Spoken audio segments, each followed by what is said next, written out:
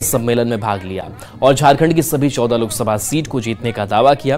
News 18 से बातचीत में बाबूलाल मरांडी ने पूर्व मुख्यमंत्री हेमंत सोरेन पर भी निशाना साधा और कहा कि जो गलत करेगा उसे सजा भुगतनी पड़ेगी।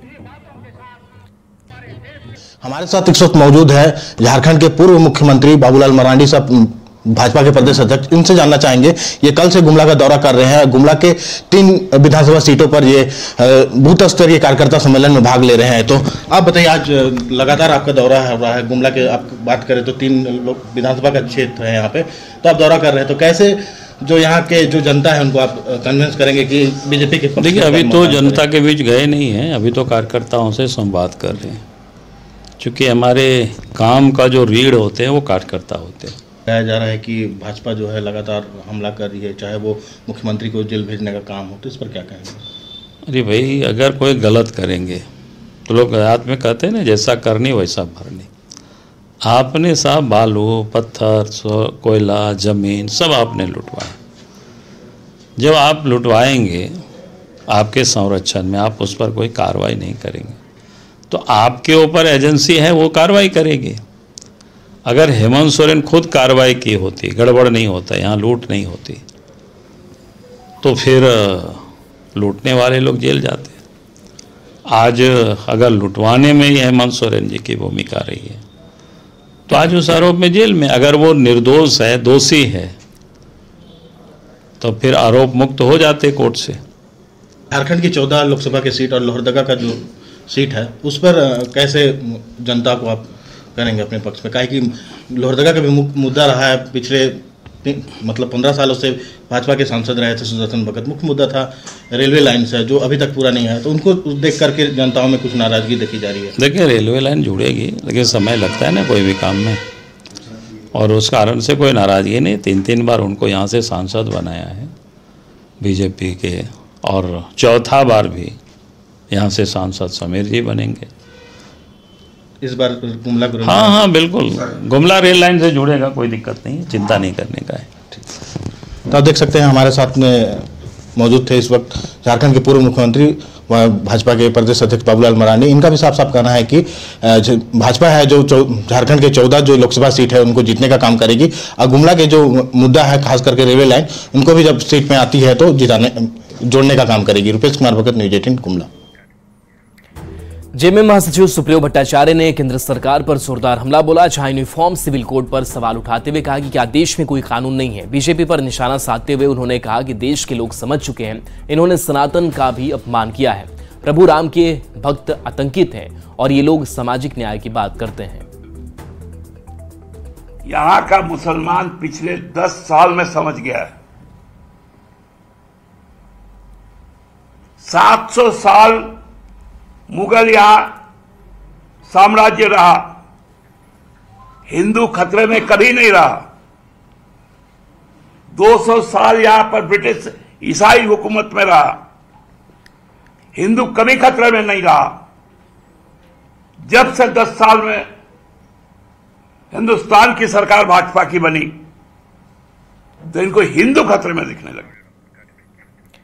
बड़ी खबर सरायकेला से, जहां सिंहभूम लोकसभा सीट से बीजेपी की प्रत्याशी गीता कोड़ा के जनसंपर्क अभियान के दौरान कुछ लोगों ने जमकर हंगामा किया।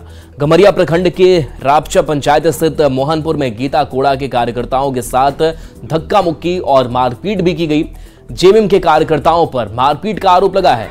गीता कोड़ा ने इस मामले की जांच कराने की मांग की है। वहीं पूर्व सीएम मधु कोड़ा ने आरोप लगाते हुए कहा कि सीएम के इशारे पर हमला किया गया है, इसकी जांच होनी चाहिए।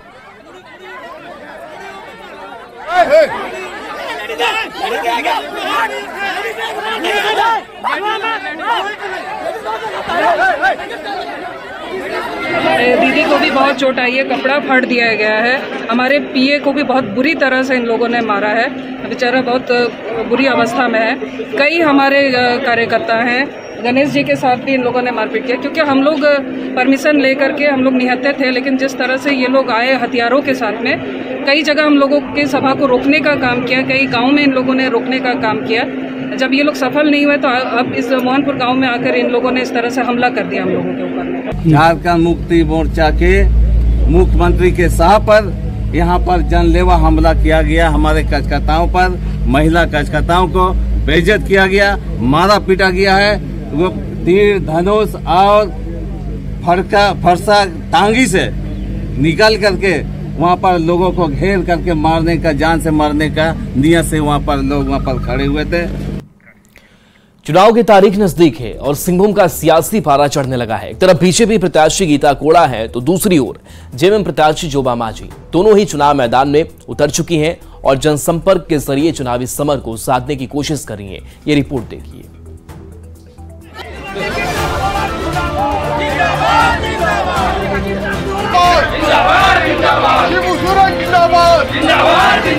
झारखंड में वैसे तो सभी सीटों पर कांटे की टक्कर है, लेकिन सिंहभूम लोकसभा सीट पर दो महिला शक्ति के बीच मुकाबला होने जा रहा है।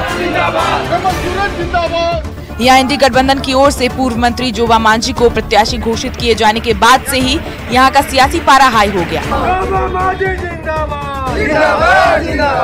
जोबा मांझी लगातार ग्रामीण इलाकों में जाकर जन जन तक जेएमएम की उपलब्धियों को पहुँचा रही है और पार्टी के पक्ष में माहौल बनाने की कोशिश कर रही हैं। इस बीच उन्होंने मंत्री दीपक बिरुवा और पार्टी विधायकों के साथ बैठक की और जीत की रणनीति को लेकर चर्चा भी की और चुनाव में जेएमएम की जीत का दावा भी ठोक दिया। हम सभी मिल करके, पूरा गठबंधन मिल करके उसको हम लोग सफलता मिलेगा और भारी बातों से जिस दिन रिजल्ट होगा गठबंधन का रिजल्ट आएगा। इतना तय है कि आज जीत का हम लोग नींव रख दिए और बीजेपी का लहर पूरे देश में था। उस समय भी हम लोग जीते थे और आज भी हम लोग जीतेंगे, क्योंकि यहाँ के जनता का मूड पहले से हम लोग को पता है। जोबा मांझी बैठकों का दौर कर रही हैं, तो वहीं बीजेपी प्रत्याशी गीता कोड़ा भी जनसंपर्क अभियान के जरिए वोट साधने की जुगत में है। पिछले 1 महीने से वो लगातार अलग अलग क्षेत्रों का दौरा कर रही हैं। गीता कोड़ा का दावा है कि पूरे लोकसभा क्षेत्र के सभी मंडलों का दौरा वो पूरा कर चुकी हैं और सभी क्षेत्र से उन्हें अच्छा रिस्पांस भी मिल रहा है। संसदीय क्षेत्र सभी मंडलों में दौरा हो चुका है, तो सभी जगह बहुत अच्छा रिस्पांस है। लोग उत्साहित है पुनः आदरणीय मोदी जी को प्रधानमंत्री बनाने के लिए। सिंहभूम सीट पर इंडी और एनडीए नहीं बल्कि बीजेपी और जेएमएम के बीच सीधी लड़ाई है। दोनों ही पार्टियां इस सीट को अपने नाम करने में कोई कोर कसर नहीं छोड़ना चाहती। हालांकि किसकी